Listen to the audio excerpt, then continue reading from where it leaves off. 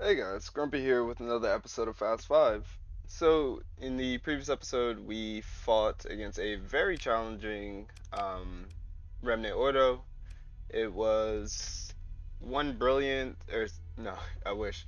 It was one radiant, and I think five brilliants, and then a handful of fulgents, glimmers, lumens, all that. All of them with alpha cores. Just a very tough battle. It was a little sloppy, but we ended up winning in the end. Now in this episode, we're going to do another bounty. This bounty though is a lot easier.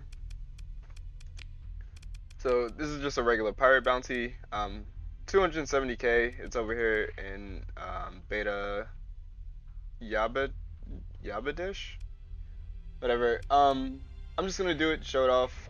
This, in contrast to the previous episode, is just gonna be me bullying pirates. So I'll really be able to slow down combat and just demonstrate kind of the fleet and their capabilities. Oh, there's some pirates right there. Showing off the fleet. I'll show it off in a second when we get closer. But I can zoom in. Maybe you can see. Yeah. So I swapped out the Griffin for Legion 14. I'm still flying the Eradicator. We have the Aurora, the Monitor, and then the Radiant. I would have. I would have fought them too if the storm didn't blow me off course. Um, no real reason to swap the Legion for the Griffin. This isn't a harder fight. The Griffin would have done just fine. I just felt like bringing it because if you're gonna bully pirates, you might as well go all the way. Um, for those of you that don't know, you can go dark through the storms, and that counts as moving at slow speed. So what I'm doing is I'm just flickering between going dark and standard speed. I still haven't found an officer to replace me. Okay. If that happens, just emergency burn. I haven't found an officer to replace me in my ship, so I'm still piloting it. But eventually, I want to replace this with a ballistic mastery, elite field modulation, missile specialization officer, and then the other perks don't really matter. But that's what I want for that. Anyway, here are the ships. Monitor's still the same. I'm actually gonna show off the ships because I realized I didn't do that for every single ship. So here's the monitor. Um, Built-in flux distributor, hardened shields, hardened subsystems, safety overrides, and then shield conversion front. The purpose of this is to tank and to screen for the rest of my fleet. It's very effective at doing that. Not very many things can kill a monitor, especially a safety overrides monitor. Um, Basically, your shield, uh, between shield flux per damage, the Fortress Shield ability, and the special ability Flux Shunt of the monitor, the shields are basically um, immortal. Or the monitor's immortal, the shields are impenetrable. So that's why I bring this along. Next up, I have the Aurora. Safety override, shield conversion front. Built-in expanded missile racks, hardened shields, and unstable injector. You probably, if you're gonna build this, I probably wouldn't build an unstable injector. It shortens your range just a little too much. Um, Kemi Frazier just spends a lot of time in the face of the enemy. She's perfectly safe being there, but I probably wouldn't build an unstable injector. Instead, I would build in something like maybe a heavy armor to be more cautious, or build in hardened subsystems if I needed more peak performance time, which isn't really an issue now that I think about it. Mm. Maybe build in ECCM package when all else fails, something like that. But here's the build. So Resonator, like I said, is a kinetic missile. It uses some of your flux of fire, has unlimited charges. Then we have the Savo. I believe these two are linked. They're not. They should be. but these fire just automatically, constantly. Then we have the heavy blaster and the cryo blaster. The cryo blaster is a fragmentation weapon, just does a ton of damage. Not really necessary. I think this used to be an ion pulsar, but I just swapped it out just because I wanted to play with it, see what it was like in combat. It does cost a lot of flux to fire. Or actually, no, it doesn't. What was the drawback of this? There was some drawback to the cryo blaster, which is why I didn't want to include it for a long time. But it seems fine. It's fragmentation damage, so you have to take that 1400 and divide it by 4. But usually between the Reapers and the Sabos, the cryo blaster usually lands and ends fights a lot quicker. Then we have the heavy blaster, just does energy damage. These mini pulsers do kinetic damage, and the Rift Lance does energy damage as well.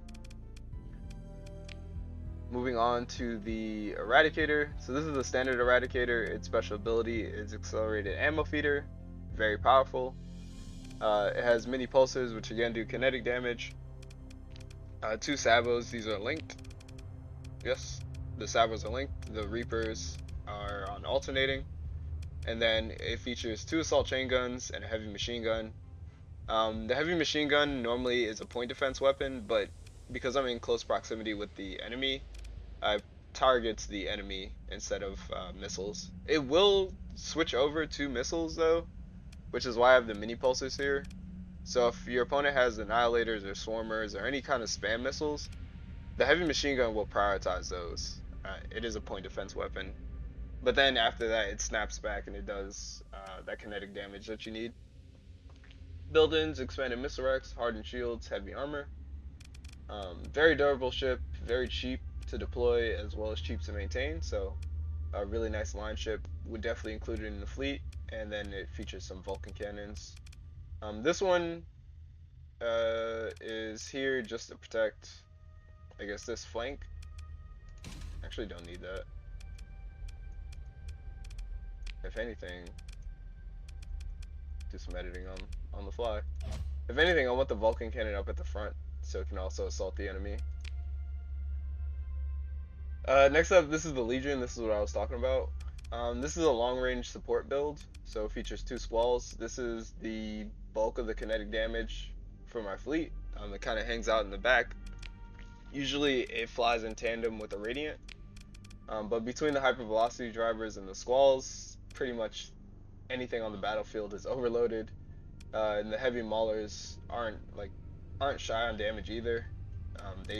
This quickly adds up and can knock out even other capital ships. I didn't build in these mods. This just came on this Legion 14. I'm actually looking for a clean one so I can scrap this and then rebuild it. This would be integrated targeting unit. Dedicated targeting core is just strictly worse. And I don't necessarily know if I would build in. No, of course I would. I would build in expanded missile racks for sure. That's what makes the Legion 14. That's what sets it apart from its sister ship, the Legion. So I would 100% build in expanded missile racks. But other build-ins would be ECCM package, hardened shields, integrated targeting unit, heavy armor, things like that. And then it's a carrier, so inserted inside of it are 4 daggers. The daggers are just really nice for that constant Atropos bombardment. So if you press F1 when you hover over a fighter, then it'll show you its weapon types. So it has the Atropos missile. The Atropos has a range of 1200 and damage of 1000. Fast speed, good tracking on the missile, and then there are 3 of these in a pod. So you get 3 per, and then times 4 you get 12 Atropos missiles just firing constantly. That's 1200. That's 12,000 damage if each one of these missiles lands every time they shoot. And then finally we have the Radiant. I guess I should show off officer perks. Here's HL Batar's officer perks. Here's Kemi Frazier. I don't have any. Leon, Signy, and then finally the Radiant. So here's the Radiant, same build as last time. I replaced the mini pulsers with Burst PD, and then some Rift Lances. I needed the Burst PD because occasionally Salamanders would make it back here and flame out the Radiant, which is horrifying. Um, because it would just get surrounded. It does really well. It can still phase skip, like in turn instantly, but it only has 3 charges. So after it uses its phase skip to turn, it's just sitting there. So the burst laser is for that, and then the rift lances are again to fight off those small frigates that get behind the radiant. 2 cyclone reapers, reality disruptor, which does EMP damage, and then um, 2 plasma cannons. Expanded missile racks, hardened shields, and the heavy armor. Honestly, the Radiant would probably do better with built-in integrated targeting unit, and then you can pop heavy armor on and off as you need it. Um, this thing doesn't usually get touched. Like, its armor is usually fine. But anyway, that's the fleet. Let's go beat up some pirates. This is just located in the fleet, or in the star system somewhere. Pretty sure that's the fleet. Let's fly around a little bit and repair, get our combat readiness back up. Yeah, I'm pretty sure that's the fleet.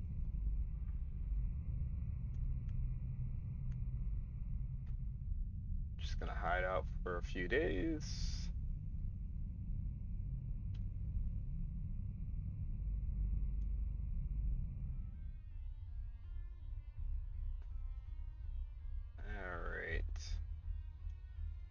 Alright. We're just gonna sensor burst and bring them to us. And we'll have them fly close to the sun so they can burn some CR.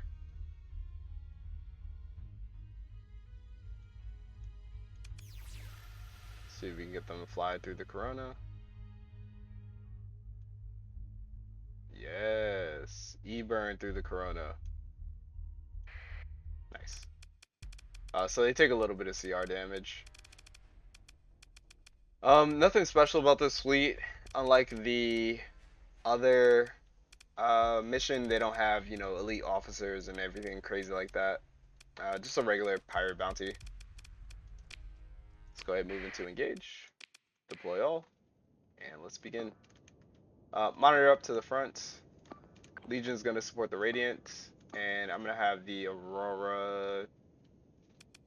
And the Aurora can do its own thing. And we'll just keep an eye on it.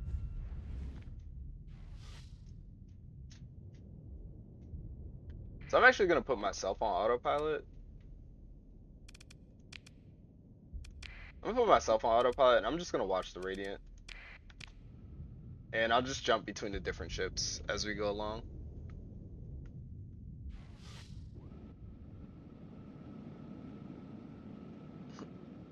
So this Kemi Fraser just showing off, of course.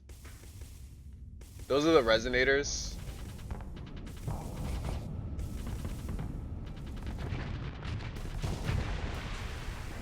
Dealing a massive amount of damage. Here comes the Radiant. I'm gonna grab the monitor, have the monitor go tank the Atlas.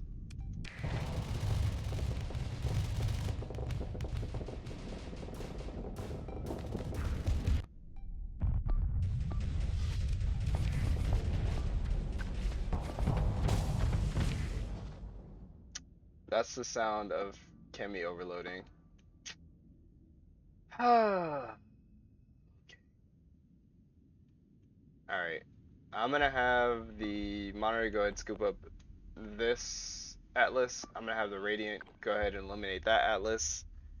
The Legion can still follow. Kemi's probably gone. Yep. Maybe not. Oh no, that was a different ship overloading. I'm gonna have Kemi though fall back.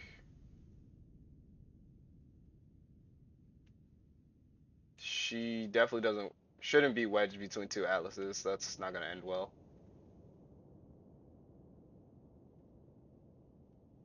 I'm gonna have her follow me actually,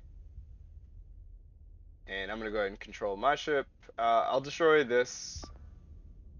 Or give myself an eliminate order. Um, and as long as everybody's following everyone else, then this should be fine. Let's watch, see if she makes it back. Nope. Okay.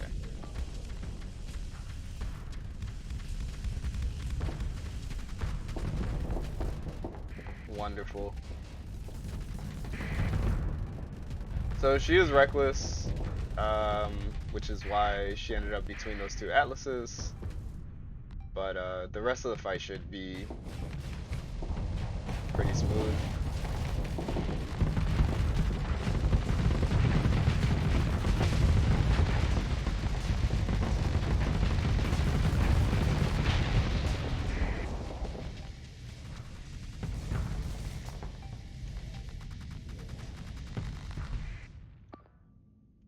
Good, give you the eliminate command. And we'll turn back around. We'll clean up some of these frigates that are behind our Legion, and then we'll continue forward.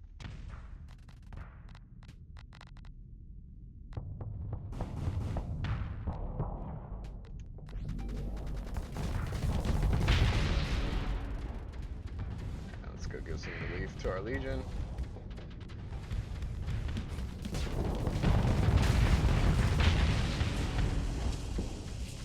She's normally alright in the Aurora. Usually doesn't get herself into too much trouble, but again, flying between two atlases, you're gonna overload no matter what you do.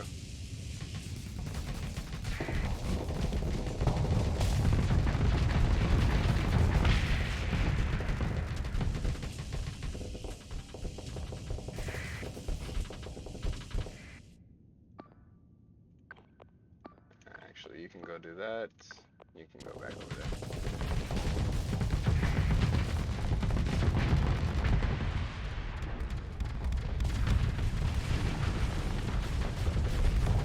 Alright. I'm gonna put myself back on autopilot.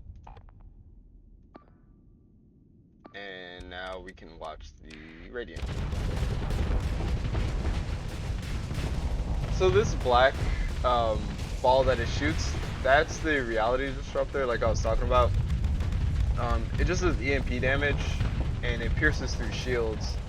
So it'll cross the entire length of a ship and then flame it out, making it very easy to follow up with the rest of the ships.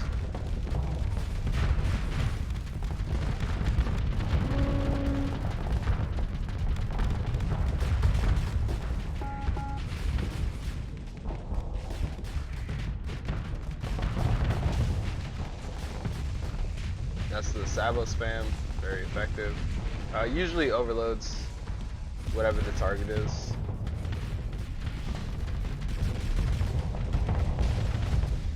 Yep. And then the Reapers pretty much clean it up.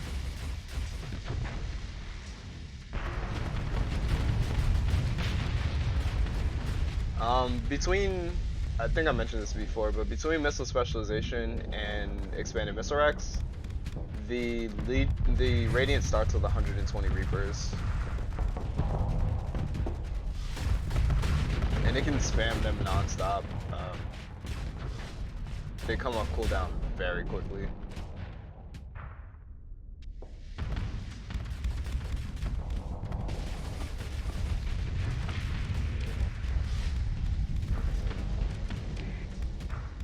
Let's go ahead and watch the Legion. Put everybody on full assault now. Now that the enemy's been dispersed.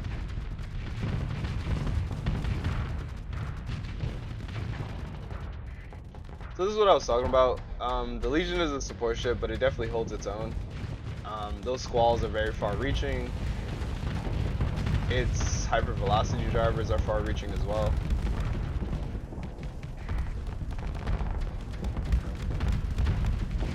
And those maulers are just unrelenting.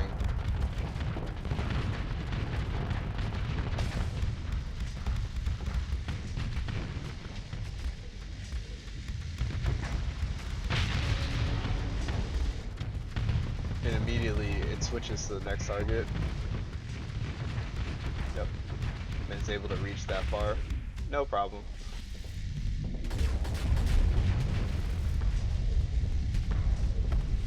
That's the flame out that I was talking about.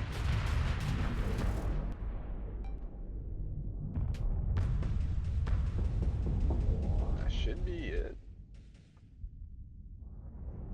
So, smooth fight. Wasn't very difficult. The only loss was Kemi flying between the two atlases. Um, but otherwise, would have been a very easy victory. Next time I'll have her follow me. And a nice rain of Atropos missiles. We'll pursue them. Let our second in command handle it. We'll just deploy everybody. We'll recover the Aurora, and I think that's it. I don't think we're interested in anything else. Could get an Atlas of our own. Don't think that's necessary though. And here are the spoils. Take everything. We'll dump the metal. Dump the fuel. And we'll dump the heavy machinery because we'll need the supplies to repair. Anyway, hope you guys enjoyed that fight. Showing off some of the ships in combat, showing off their efficacy. Anyway, other than that, Grumpy out. Hey, a little bit of bonus content. So I flew back to Port Say in Mayasara, and I checked the Tritachyon military tab because I'm commissioned with them, and there's a Paragon waiting for us. So I'm gonna definitely buy this. I don't know if I'll use it or pretty soon, but it is just a nice to have. Honestly, I'd probably want a second Aurora, but a Paragon is pretty good. Anyway, that's it. Grumpy out for real this time. And now I'd like to give thanks to our supporters, Randall Porter, Philip Kallenbach, and Mark, our newest supporter, as well as a very special thank you to Zoni, Wet Noodle, and Kriltic. Thank you so much for supporting the channel. It means a lot to me. Again, I will continue to run ad-free content on this channel, but if you would like to support this channel, then consider becoming a member by hitting the join button below. Other than that, Grumpy out.